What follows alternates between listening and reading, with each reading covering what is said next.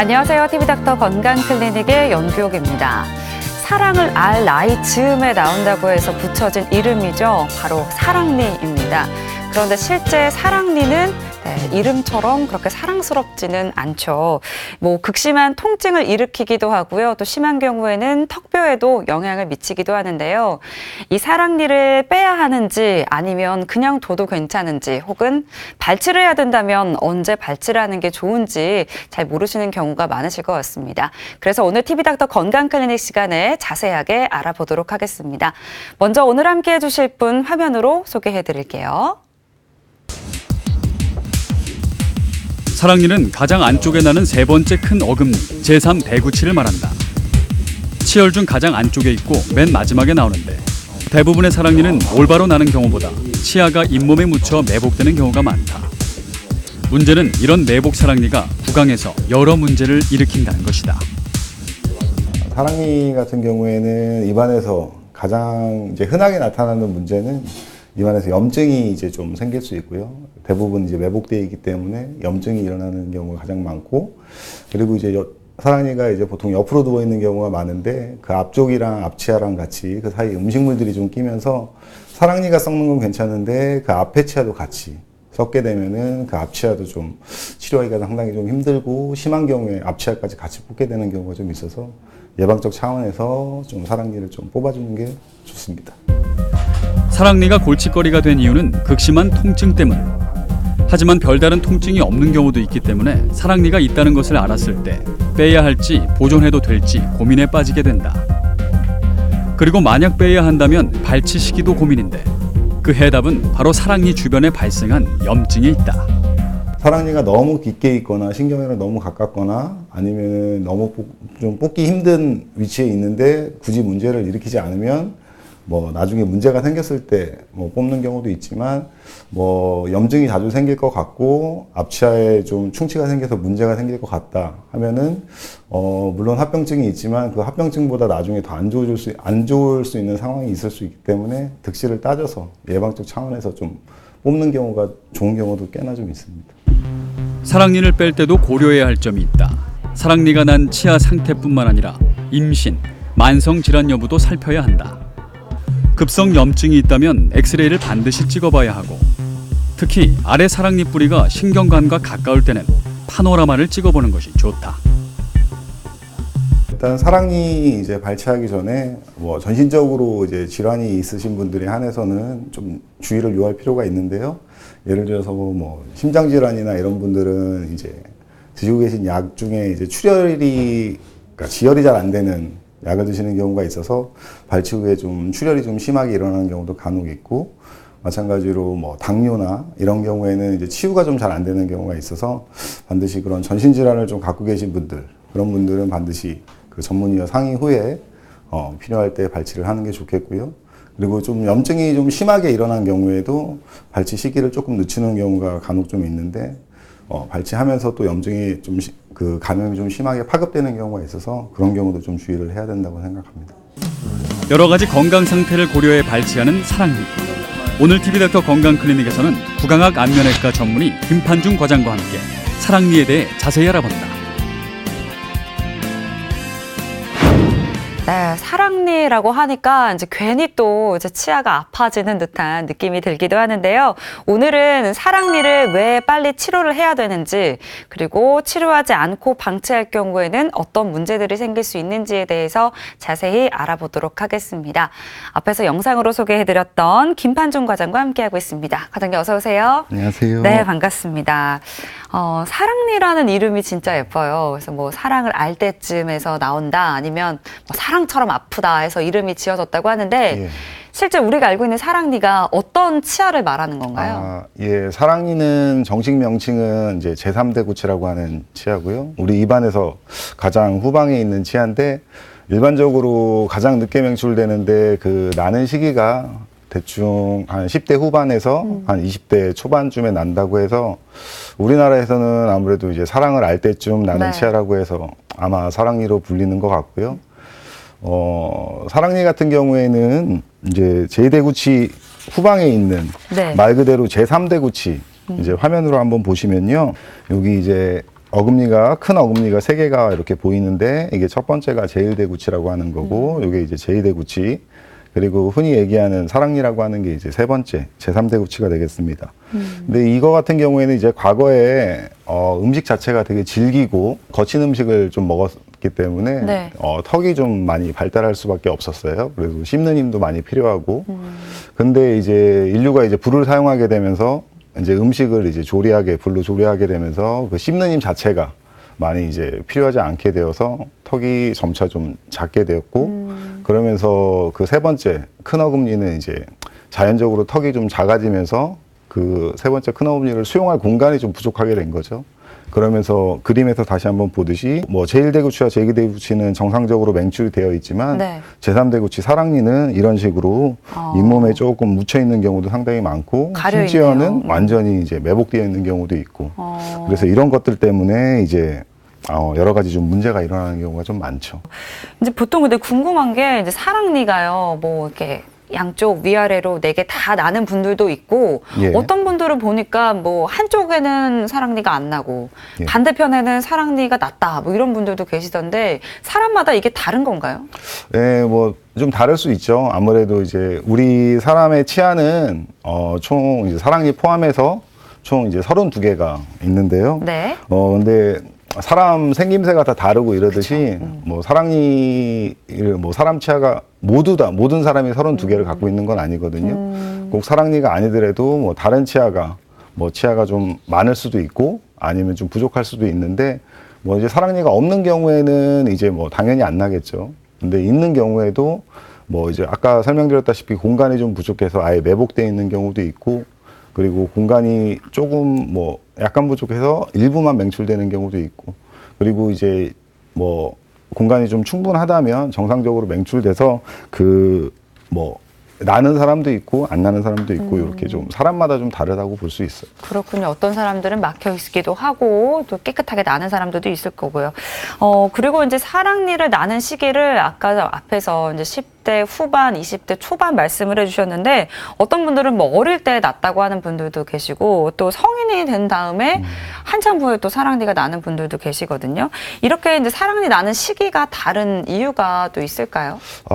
뭐 특별한 이유는 없고요. 네. 그냥 이제 사람마다 성장의 시기가 다 다르듯이 뭐 누구는 사랑니가 이제 고등학교 때부터 났다. 누구는 20대. 그리고 대부분은 이제 매복돼 있는 경우가 많으니까 사랑니가 이제 안 난다고 생각하는 분들이 많은 거죠, 실제로. 근데 뭐 실제로는 대부분의 사람들이 사랑니를 갖고 있고 네. 대부분 매복되어 있기 때문에 그 이제 나는 시기가 이제 좀 차이가 있을 뿐 뭐 턱의 뭐 발달된 정도 그리고 치아의 위치 그리고 치아의 크기 이런 걸 고려했을 때 나시는 분이 있고 안 나시는 분이 있는데 그 시기가 다 다를 수 있는데 그건 어디까지나 그냥 좀 개인 차이일 뿐이다. 뭐 특별하게 이유가 있는 건 아니라고 봅니다. 아, 그렇군요. 같은 맥락의 이야기인 것 같습니다. 사람마다 다르다라고 말씀을 해주셨는데, 이제 앞에서도 말씀을 드렸습니다. 사랑니가 뭐 곧게 아무 문제 없이 잘하시는 분들은 통증을 못 느끼겠지만, 반대로 또 참기 어려운 이런 극심한 통증을 동반하는 사랑니도 있다고 하거든요. 이렇게 좀 아픈 이유가 있을까요? 일반적으로 사랑니에 의한 통증은 사랑니가 이제 잇몸을 뚫고 나오면서도 뭐 통증이 조금 느껴질 수 있지만 대부분은 이제 부분적으로 좀 덮여 있고 완전히 매복되어 있는 경우에 그 사랑니 주변으로 염증이 좀 심화될 때 통증이 좀 심하게 나타날 수 있습니다. 사진을 한번 보시면요. 네. 이쪽에 이제 아까 설명드렸다시피 요게 이제 제2대구치가 되겠고 이 다음에 있는 게 제3대구치 흔히 네. 얘기하는 사랑니라고 볼 수 있는데요. 이게 일부가 잇몸에 좀 덮여 있다 보니까 아무래도 이게 잇몸이 좀 부어 있고 지금 염증이 좀 심한 상태거든요. 이런 경우에 이제 아무래도 잇몸에 좀 덮여 있고 그리고 우리 입안에서 가장 그 후방에 있기 때문에 이 사이에 이제 음식물들이 이제 침착이 되고 네. 그러다 보면은 이제 칫솔이 좀 닿지 않아서 정상적으로 좀 관리하기가 힘든 경우가 많습니다. 그러다 보면은 세균이 그쪽에 좀 번식을 하게 되고 그리고 이제 붓고 피나고 아프고 이런 식으로 염증이 좀 발생하게 되죠. 그리고 뭐 이런 경우에는 지금 사진에서도 네. 약간 이제 충치가 조금 보이긴 하는데 네. 뭐 이런 충치도 이제 상당히 좀 발생할 가능성이 많게 되는 거고요. 그리고 뭐 염증이 심한 경우에는 입 주변에 네. 그 씹는 근육들이 있는데 그런 쪽으로 염증이 파급되면서 입을 벌리기가 힘들다든지 그리고 심지어는 이제 그쪽에 이제 고름이 잡힌다든지 그러면은 훨씬 더 심한 통증을 느끼게 되고요. 충치 같은 경우에는 일반적으로 통증이 심하진 않지만 네. 충치가 좀 심해져서 신경까지 좀 이완된다. 그러면은 마찬가지로 좀 심한 통증 네. 일어날 수 있습니다. 치아가 아파서 치과에 가는 게 제일 무서운 걸로 느껴지게끔 치아 통증에 대해서는 다들 이제 약간 공포심을 갖고 계실 것 같은데 또 궁금한 게 있습니다. 사랑니 하면 아마 이제 가장 많은 궁금증을 갖고 계신 게 이게 아닐까 싶은데요. 사랑니를 뽑아야 되는지 아니면 아프지 않다면 그냥 둬도 될지 고민이 될 것 같거든요. 꼭 뽑아야 되나요? 사랑니는 뭐 꼭 뽑아야 됩니다. 이렇게 뭐 말할 수는 없지만 네. 대부분의 이제 사랑니가 정상적으로 맹출되지 못하고 그리고 우리 입안의 가장 후방에 위치하기 때문에 아무래도 관리하기가 좀 힘들어서 여러 가지 문제를 일으킬 수 있기 때문에 뭐 뽑아주는 게 좀 좋다고 설명을 드리고 있는데요. 네. 일반적으로 현재 증상이 뭐 염증이 아주 심하다거나 충치가 좀 심하다거나 이런 현재 증상이 있으면은 그거는 당연히 좀 뽑아주는 게 좋고요. 현재 증상이 없다고 해도 이제 그 사랑니가 앞으로 좀 문제를 일으킬 가능성이 좀 많다. 그러면은 예방적 차원에서 사랑니 발치를 좀 권유를 하고 있습니다. 사실 이제 제가 자란 시기만 해도 이제 사랑니는 무조건 뽑아야 된다라고 알고 있었던 것 같은데 그만큼 이제 관리가 힘들기 때문에 예방적 차원에서 발치를 권유한다라고 말씀을 해주셨습니다. 이제 사랑니가 아픈 이유도 그렇고요, 또 뽑아야 되는 이유도 이제 앞에서 잠깐 언급했던 이 염증 때문일 텐데요. 사랑니 주변에 뭐 유독 그렇게 염증이 좀 잘 발생하는 건가요? 어떻습니까? 아무래도 좀 그럴 수밖에 없죠. 이게 일단은 우리 입안에 가장 설명드렸다시피 계속 우리 입안에 가장 그 안쪽에 있는 치아고 네. 실제로 이제 부분적으로 또 잇몸에 덮여 있는 경우가 많아서 그쪽에 이제 음식물이나 이런 잔사들이 좀 끼게 될 확률이 좀 높습니다. 근데 그런 음식물 잔사나 그런 것들이 정상적인 칫솔질이나 뭐 치실 이런 걸 이용해도 제거가 상당히 어렵기 때문에 일반적으로 관리하기는 좀 힘들다고 보이는 거죠. 그리고 우리 입안은 항상 만성적으로 이제 세균이 이제 염증 상태가 있는 상태이기도 하고 네. 그 관리가 안 되는 사랑니 주변으로 아무래도 세균 번식이 좀 심하게 돼서 만성 염증 상태가 이제 유지가 되고 우리 몸의 컨디션이 좀 떨어졌거나 면역력이 좀 떨어지게 되면 그런 게 이제 그 염증 증상으로 나타날 수 있는 통증을 느끼거나 그런 게 좀 주기적으로 반복될 수 있기 때문에 아무래도 사랑니 염증을 일으키는 문제가 좀 심각하다고 볼 수 있죠. 네. 그러면 사랑니에 만약에 염증이 발생한 것 같다라고 의심이 들면 바로 뭐 치과에 가야겠죠? 예, 뭐 병원에 가서 치료를 받으셔야죠. 아무래도 네. 이제 붓고 아프고 이런 염증 증상이 나타나면 간단한 경우에는 대부분의 이제 사랑니 발치를 하거나 아니면은 뭐 염증 치료를 하거나 해서 치료가 될 수 있지만 이게 아까 설명드렸다시피 염증이 좀 심한 경우에는 그 씹는 근육 주변으로 염증이 좀 파급될 수도 있고 안 좋은 경우에는 이제 주변에 이제 고름이 잡히거나 그러면은 치료가 상당히 좀 길어질 수도 있고 네. 심지어는 입원 치료를 해야 되는 경우도 생기고 그렇기 때문에 초기에 염증이 좀 통증이 있거나 염증이 문제가 있는 것 같다 싶으시면 바로 병원으로 가셔가지고 체크를 받으시고 뭐 필요하면은 사랑니 발치를 하시든지 그렇게 좀 진행을 하시는 게 좋을 것 같습니다. 뭐 이제 당뇨 같은 전신 질환이 있는 분들은 조금 더 조심하셔야 된다고요. 아무래도 좀 그럴 수 있죠. 네. 당뇨 같은 경우에는 아무래도 염증이 좀 더 활발하게 진행될 수 있고 네. 그러면서 염증이 점점 심해지다 보면은 주변으로 염증이 파급되고 그리고 실제로 저희 병원에서도 이제 뭐 그 염증이 좀 심하셔가지고 고름이 잡혀서 오시는 분들이 꽤 계신데 네. 그런 분들이 대부분은 이제 전신질환, 당뇨나 이런 혈압이나 이런 전신질환을 갖고 있는 분들이 많이 계시죠. 그러니까 전신 질환을 갖고 계신 분들께서는 조금 더 이제 치아 건강에도 많이 신경을 쓰셔야 될 것 같습니다.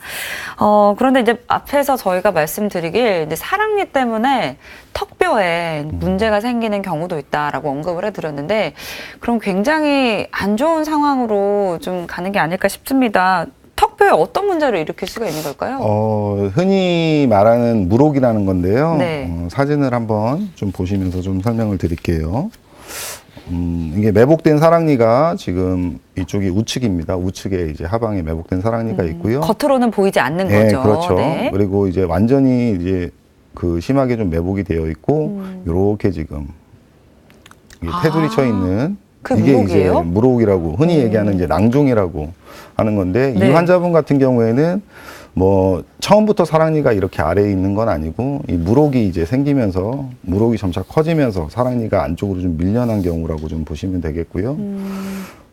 보통 일반적으로 사랑니 주변에 생기는 대부분의 경우는 이제 함치성 낭이라고 하는 무록인데요. 네. 무록이 좀 작을 경우에는 사랑니를 발치하면서 무록을 제거하면 간단히 치료되는 경우도 있지만, 좀 전에 보셨던 사진처럼 무록이 좀 큰 경우, 네. 이런 경우에는 뭐 그 사랑니를 발치하고 무록을 제거하고 이런 과정에서 주변에 있는 신경 조직이나 뭐 그런 게 좀 외상을 좀 받을 수 있고요. 뭐 심한 경우에는 뼈가 좀 많이 약해져 있는 상태라서 골절이 되는 경우도 있습니다. 그리고 또 이제 사랑니가요, 이제 사랑니 근처에만 뭐 염증을 일으키는 게 아니라 이제 주변 치아까지도 또 영향을 준다고 하거든요. 예. 일단은 아까 이제 계속 누차 설명드리지만 사랑니 주변으로 이제 관리가 좀 힘들기 때문에 네. 그리고 사랑니 앞쪽에 그 제2대구치 네. 치아와 이제 그 공간이 협소하게 딱 붙어 있는 경우가 많아서 그쪽으로 이제 음식물들이 좀 많이 끼고 그런 음식물들이 이제 제대로 관리가 안 되는 경우가 있습니다. 네. 사진을 한번 보시면요. 이쪽은 이제 좌측에 사랑니가 이제 옆으로 누워 있고 그리고 그 앞치아 여기 이제 이 사이 부분에 이제 음식물들이 자꾸 끼게 되면 문제는 사랑니만 상하면은 괜찮은데 이쪽에 이제 음식물이 끼다 보니까 이 기능적으로 중요한 제2대구치 후방 부위 이쪽에 네. 좀 까맣게 보이는 이런 것들이 이제 충치가 생겨서 문제가 생기는 경우가 많습니다. 근데 실제로 이 부위에 이제 충치가 생기면 실제로 치료하기가 상당히 좀 힘들고 그리고 뭐 충치가 좀 크거나 이런 경우에는 발치를 해야 되는 경우도 있고 해서 이럴 경우에는 좀 예방적으로 사랑니를 뭐 뽑아주는 것이 좋고요. 이렇게 충치가 있다면은 네. 뭐 반드시 좀 사랑니를 제거를 해서 그 앞치아를 좀 지키는 게 도움이 많이 될 것 같습니다. 그렇군요. 이제 엑스레이 사진만 보더라도 그러니까 뭐 신경 써서 치아 관리를 열심히 한다고 해도 관리가 어려울 것 같다라고 보이는데 그러면 만약에 이제 이 사랑니 때문에 앞에 있는 제2대구치도 뭐 썩었을 경우에 그럼 이 치아도 같이 뭐 발치를 해야 될까요? 심한 경우에는 또 그런 경우가 간혹 있습니다. 네. 저희 병원에도 뭐 그런 분들이 꽤 많이 내원을 하시는데요. 사진 한번 보실까요? 사진을 보시면 병원에 이제 충치가 있다고 뭐 사랑니에 충치가 있는 것 같아요. 이렇게 해서 오셨는데 네. 실제로 사진 찍어 보니까 왼쪽 아래 사랑니뿐만 아니라 이제 뒤쪽에 이제 누워 있는 게 이제 제3대구치 사랑니고요. 그 앞쪽의 치아도 제2대구치도 상당히 좀 이 주변에 음식물이 끼고 이러면서 관리가 제대로 안 되면서 네. 충치가 좀 심하게 있는 상태입니다. 근데 이런 경우에는 이제 뭐 어쩔 수 없이 사랑니 발치하고 그리고 뭐 제2대구치까지 발치를 하면서 이런 식으로 임플란트를 뭐 심을 수밖에 없는 상황이 될 수밖에 없죠. 네. 이제 치아가 이제 심각하게 썩었을 경우에는 발치 후에 임플란트 시술을 진행해야 된다라고 말씀을 해주셨습니다. 뭐 사랑니에 대해서 이제 이야기를 나누다 보니까 뭐 이름만 사랑스럽지 들으면 들을수록 진짜 이건 말썽쟁이다. 그렇죠. 이런 기분들이 들게 되는데요.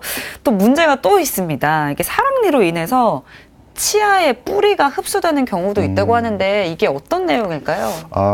보통 이제 염증이 이제 심하게 되면 염증 자체가 이제 주변에 그 치아 뼈 조직이나 이런 것들을 녹이게 되는데 흡수를 시킵니다, 일반적으로. 근데 네.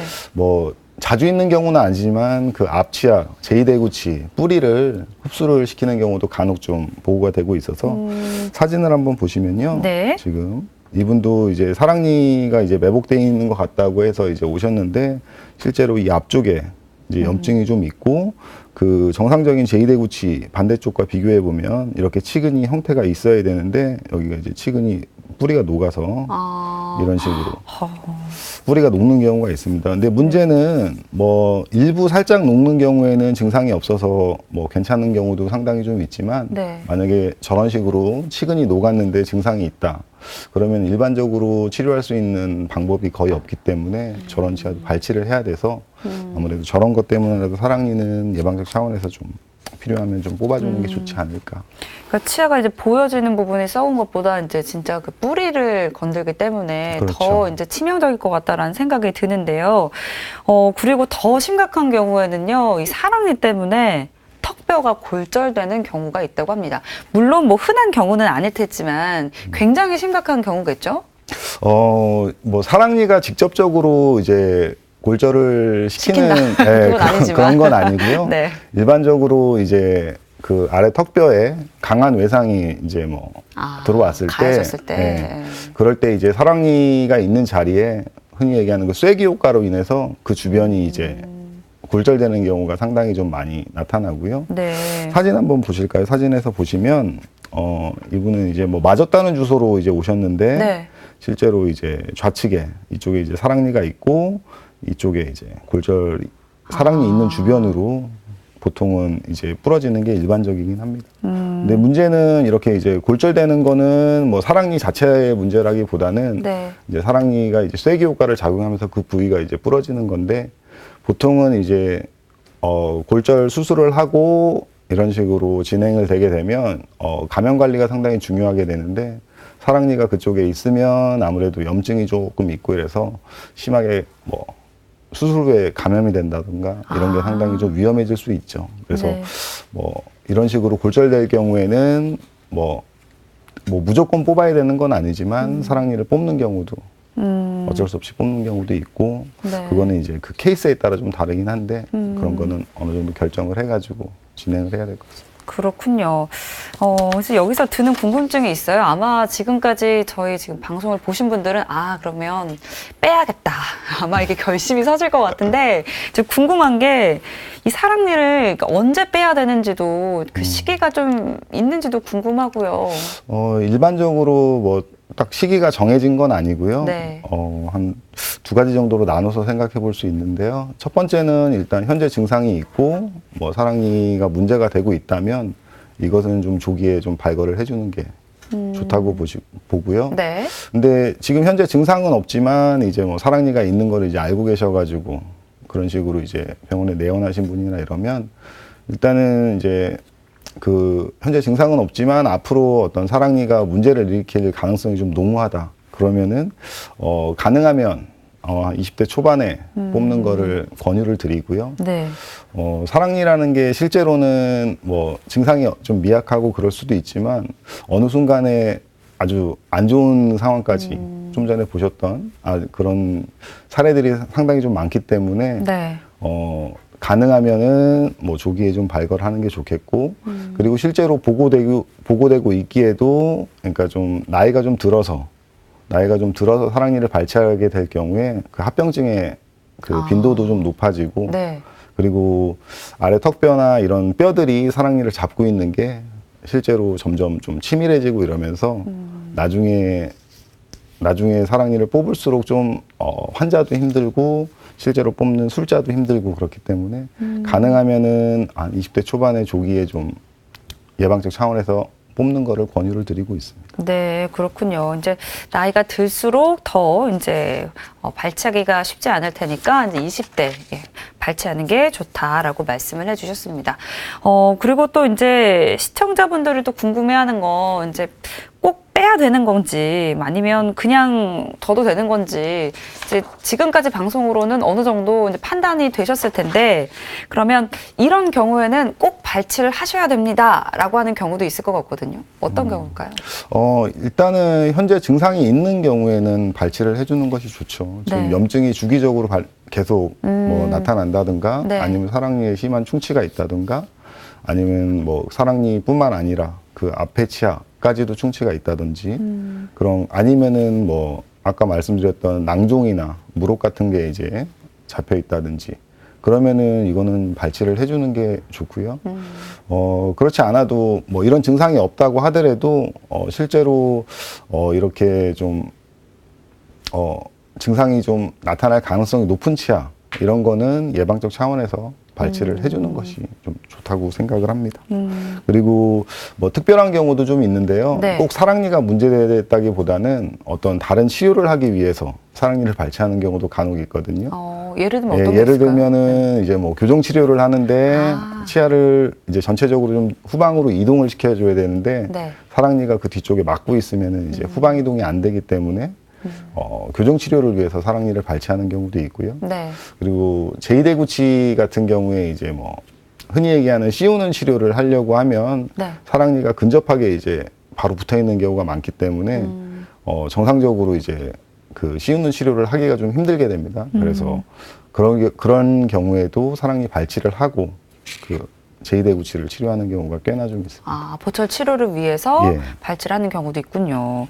그러면 반대로 이런 경우라면 사랑니를 빼서는 안 됩니다 하는 경우도 있을까 궁금한데요. 어떻습니까?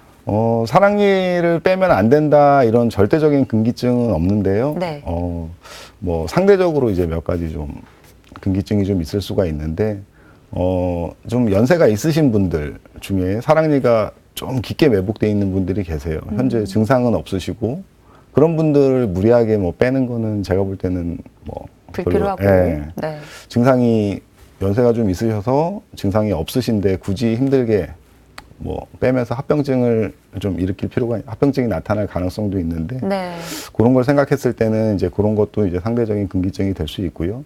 그리고 대부분은 이제 전신 질환을 좀 갖고 계신 분들에 한해서 뭐 심혈관계 질환을 좀 갖고 계시거나 그러면은 보통은 이제 피를 흔히 얘기하는 피를 묽게 하는 그런 네. 약들을 좀 드시고 계셔가지고 네. 사랑니 발치 후에 지혈이 좀 잘 안 된다거나 그런 문제가 있기 때문에 그런 것도 이제 좀 고려를 해가지고 뭐 전문 내과 상의 후에 발치를 좀 진행하거나 그리고 이제 뭐 간 질환이 있으신 분들도 이제 출혈이 약간 문제가 좀 될 수 있거든요. 마찬가지로 지혈이 좀 잘 안 되고 그리고 또 뭐 신장 질환 있으신 분들 뭐 투석하시는 분들 같은 경우에도 네.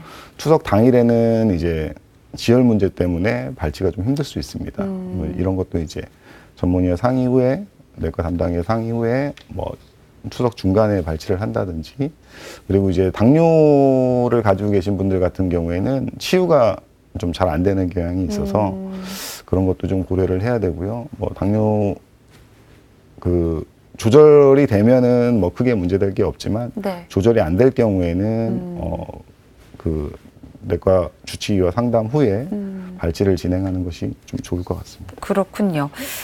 네, 지금부터는 이제 사랑니, 그 중에서도 매복 사랑니에 대해서 조금 더 자세히 알아볼까 합니다. 먼저 이제 어떻게 매복이 되어 있는지에 따라서 이제 두 가지로 분류가 된다고 하는데요. 몇 가지로 또 분리가 되겠군요. 먼저 근심경사와 원심경사입니다. 단어가요 좀 어렵게 다가오기도 하고 의미를 잘 모르겠는데 가깝고 멀고 요 느낌인 것 같아요. 어떤 경우인지 좀 설명해 주실까요? 뭐 평소에 쓰는 단어가 아니라 가지고 네. 말이 좀 어려울 수 있는데 사진으로 보면은 좀 간단하게 볼 수 있습니다. 사진 좀 한번 볼까요? 네. 예, 일단 근심이랑 원심이랑에 대한 말을 좀 간단하게 좀 설명드리면 몸 중심을 기준으로 했을 때 네. 우리 몸 중심에서 가까이 있는 쪽을 근심이라고 하고요. 그리고 우리 몸에서 먼 쪽에 있는 거를 원심이라고 생각하면은 좀 편하게 이해하실 수 있습니다. 네. 그래서 그림에서 보시면은 뭐 이 제2대구치를 가지고 설명을 드리면 네. 우리 중심이 이쪽이기 때문에 이쪽 면이 이제 근심이 되는 거고요. 이 뒤쪽 이 먼 쪽이 이제 원심이 되는 거죠. 근데 사랑니가 근심경사가 됐다는 것은 이제 앞쪽으로 이제 쓰러져서 경사지고 있다 이런 게 그냥 이해하시면 될 것 같습니다. 그러니까 우리 몸을 기준으로 했을 때 우리 몸 쪽으로 기울여 중심, 있는 우리 몸 걸. 중심이라고 보시면 우리 그쵸. 몸 중심에 가까운 쪽. 그게 이제 근심경사 말씀을 해주셨고, 그럼 뭐 원심경사는 근심경사랑 반대로 기울여져 있는 걸 말하는 그렇죠. 거겠죠? 네. 네, 그림 역시 마찬가지로 한번 보시면요. 네. 원심경사는 아까 근심경사와는 반대로 우리 몸 뒤쪽으로 기울어진 거라고 보시면 될 것 같습니다. 그렇군요. 이제 매복되어 있는 경우를 저희가 이제 분류를 해서 함께 알아보고 있는데, 그리고 또 이제 구분되는 게 수평 매복과 수직 매복이라고 합니다. 이거는 이제 좀 단어가 의미가 와닿는데 예. 어떤 경우인지 좀 사진도 보면서 설명해 주실까요? 사진 한번 보면서 이거는 평소에 쓰는 말이라 그렇게 그렇죠. 어렵지는 네. 않을 것 같습니다. 반갑네요. 네. 왼쪽의 그림처럼 이렇게 수평적으로 치아가 사랑니가 매복되어 있으면 수평 매복이라고 하고요. 그리고 오른쪽 그림처럼 수직적으로 매복되어 있는 경우에는 이제 수직 매복이라고 하는 거죠. 네, 그렇군요. 이제 보니까 이제 참 다양한 모양들로 우리 잇몸 속에 매복이 되어 있다. 이런 생각들도 드는데요. 지금부터는 사랑니를 발치하는 방법에 대해서 살펴보도록 하겠습니다. 먼저 이제 사랑니를 발치할 때 좀 주의해야 될 사항들도 있을 것 같아요. 좀 준비해야 될 것들? 뭐 어떤 게 있을까요? 일반적으로 이제 사랑니 발치를 하러 오시는 분들은 대부분 이제 염증이 생겼거나 충치가 생겼거나 이렇게 이제 문제가 있어서 오시는 분들이 좀 많은데요. 염증이 좀 심한 경우에는 아무래도 그쪽이 좀 많이 부어 있고, 그리고 바로 이제 사랑니를 뽑게 되면은 염증이 주변으로 좀 확산되는 경우가 가끔 보고가 되고 있어서 그렇게 좀 염증이 심할 경우에는 소염진 통제나 이런 항생제를 좀 드셔서 염증을 좀 가라앉히고 발치를 하는 것이 조금 더 유리하다고 볼 수 있고요. 네. 그리고 전신질환이 있으신 분들 같은 경우에는 아무래도 아까 설명드렸다시피 그 피를 묽게 하는 약, 혈소판제제나 이런 것들이 이제 드시는 분들이 계신데 지혈 문제 때문에 그런 건 꼭 확인을 좀 해주시는 게 좋을 것 같고요. 네. 그리고 간혹 가다가 이제 인공 심장 판막이나 그 인공 관절 이런 수술하신 분들이 이제 간혹 계시는데 네. 그런 분들은 아무래도 이제 감염의 위험성이 좀 높기 때문에 발치 전에 예방적 항생제를 좀 드시고 나서 발치를 하는 게 조금 더 좋을 것 같습니다. 그렇군요. 이제 오늘 사랑니 얘기를 하다 보니까 저도 이제 대학 시절에 발치했던 경험이 안 좋은 경험이 이제 머릿속에 스쳐 지나가는데요. 굉장히 마음의 준비도 많이 했었고 그 이후로도 되게 힘들었던 기억이 있습니다. 발치 과정도 저희가 설명을 드려야 될 텐데 좀 어렵고 복잡한 수술은 아닌지 또 시간은 얼만큼 걸리는지도 궁금합니다. 소개해 주실까요? 예, 일반적으로 이제 사랑니가 구강 내에 정상적으로 맹출되어 있으면요, 아주 어렵게 뽑는 경우는 거의 없고요. 대부분은 이제 간단하게 맹출되어 있으면 네. 간단하게 나오는 경우가 좀 많고요. 근데 이제 치아가 매복되어 있는 경우가 좀 많다 보니까 매복되어 있는 경우는 이제 그 사랑니의 매복 정도, 그리고 사랑니의 위치, 그리고 사랑니의 크기, 그리고 여러 가지 그 주변 신경 조직이나 이런 것들의 근접 정도 이런 거에 따라서 그 발치 난이도가 상당히 좀 다양하게 나타나고 있고요. 네. 사진을 한번 보시면 발치 네. 과정을 한번 좀 보시게 되는데요. 일단은 첫 번째 사진을 보시면 일단 이런 식으로 잇몸을 다 절개를 해서 잇몸을 이제 노출시킨 다음에 뼈를 노출시키고 네. 그리고 이제 사랑니를 먼저 확인을 해야겠죠. 근데 대부분 이렇게 이제 잇몸을 그러니까 절개를 해서 잇몸을 열면 대부분은 이제 사랑니가 뼈 안에 저런 식으로 이제 매복이 되어 있는 경우가 많습니다. 네. 그러면은 이제 사랑니를 어떻게든 이제 뽑아야 되니까 이렇게 뼈에 덮여 있으면 사랑니를 뽑을 공간을 확보하기 위해서 사랑니 주변 이런 식으로 2번 사진에서 보듯이 사랑니 주변으로 사랑니를 뽑을 공간을 확보하기 위해서 네. 그리고 사랑니를 꽉 잡고 있는 뼈를 어느 정도 제거를 해야지 치아를 뽑을 수 있거든요. 그래서 사랑니 주변에 네. 뼈를 좀 삭제를 해주는 과정이 좀 필요하고요. 그리고 공간이 좀 충분하고 이렇다면은 사랑니가 나올 수 있겠지만 사랑니가 상당히 좀 그 제3대 구치로 큰 어금니이기 때문에 그쵸. 상당히 좀 큰 경우가 많습니다. 그래서 적절하게 반드시 꼭 이렇게 잘라야 되는 건 아니지만 네. 그 경우에 따라서는 머리만 좀 자를 수도 있고 이렇게 해서 적절하게 치아를 잘라내서 그 공간으로 이제 발치를 하게 되는 것이죠. 조각을 내서 발치를 하는 거군요. 그렇죠. 네. 그러면 이게 이제 사실 발치 난이도도 많이 달라질 것 같은데 사랑니가 좀 깊게 매복이 되어 있으면 더 힘들겠네요. 아무래도 매복 정도가 좀 깊으면은 아무래도 좀 힘들고요. 네. 그리고 치아가 너무 크다거나 이런 경우에도 좀 힘들 수 있고요. 그리고 경사가 좀 그 아까 설명드렸다시피 원심경사가 실제로 좀 발치하기에는 좀 힘든 경우가 간혹 좀 있고요. 그리고 매복이 좀 깊어질수록 그 아래쪽에 이제 신경이 하나 지나가는데 네. 그 신경 조직을 좀 신경을 써야 되기 때문에 아무래도 그 발치 난이도가 좀 더 올라갈 수 있고요. 대부분의 근데 발치 시간은 한 30분 전후로 그 예상이 되고 네. 그리고 좀 연세가 좀 있으신 분들 그런 분들은 발치하기가 조금 더 힘들어서 시간이 좀 더 길어질 수 있습니다. 그렇군요. 이제 어르신들은 조금 더 살펴볼 것들도 많을 것 같기도 하고요. 그리고 이제 사랑니를 잘 이제 발치를 해야 되는데, 이게 뽑고 난 후에 합병증으로 또 고생하시는 분들도 종종 계신 것 같습니다. 어떤 합병증이 발생할 수 있을지 알아보도록 하겠습니다. 먼저 이제 부종입니다. 이제 붓기가 가라앉아야 되는데 잘 가라앉지 않은 경우인데요. 이것도 합병증인 거죠. 대부분 이제 매복 정도가 좀 심할수록 그리고 사랑니가 뼈 안에 좀 깊게 매복돼 있어서 그 뼈를 많이 삭제할수록 그리고 그에 따라서 수술 시간이 좀 길어질수록 부종은 좀 더 심해질 수 있습니다. 그리고 일반적으로 조금 착각하기 쉬운 게 네. 발치 당일이 가장 좀 많이 부을 거라고 생각을 하는데 그렇지는 않고요. 보통은 한 발치 당일보다는 그 다음 날이 조금 더 많이 부을 수 있어서 갈수록 더 붓는 네, 거예요? 보통은 한 2, 3일 정도에 이제 최대로 증가를 했다가 네. 한 3일 정도 후부터 부종이 점점 감소하게 되는데 그래서 환자분들이 어제보다 더 부었어요. 이렇게 좀 오해를 하시고 이렇게 오시는 분들이 꽤 있습니다. 이제 큰일 난 줄 아실 것 네. 같아요. 왜 어제는 괜찮았는데 오늘 갑자기 이렇게 부을까? 근데 2, 3일 정도 최대치로 부었다가 다시 이제 붓기가 빠진다라고 알고 계시면 될 것 같습니다. 그리고 당연히 뭐 사랑니가 염증 때문에도 통증이 심하겠지만 발치 후에도 네, 정말 아프죠. 저도 아픈 기억이 있는데 그 통증이 많이 심하죠. 아무래도 이를 뽑는 치료이기 때문에 네. 통증은 뭐 좀 자연스러운가라고 볼 수가 있고요.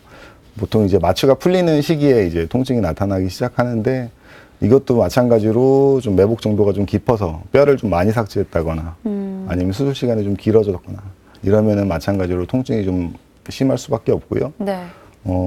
옛말에 그 뼈를 깎는 고통이라고 하는데 실제로 있죠. 사랑니를 뽑을 때 어쩔 수 없이 뼈를 좀 삭제를 하기 때문에 아까 삭제한다고 말씀하셨어요. 네. 그런 것 때문에라도 좀 통증은 좀 어쩔 수 없는 거다 이렇게 좀 볼 수밖에 없고요. 이런 것 때문에 저희가 약이나 주사로 이제 적절하게 진통제를 처방을 해드리고 네. 통증도 부종과 마찬가지로 발치 당일이 가장 아픈 게 아니라 한 2, 3일까지는 조금 더 아플 수 있다. 그렇군요. 네. 그러면 또 발치를 할 때는 시간적인 여유를 좀 두고 사랑니 발치를 해야 될 것 같다라는 생각이 듭니다. 그리고 이제 간혹 또 감염이 되는 경우도 있다고 하는데요. 이런 건 어떤 상황일까요?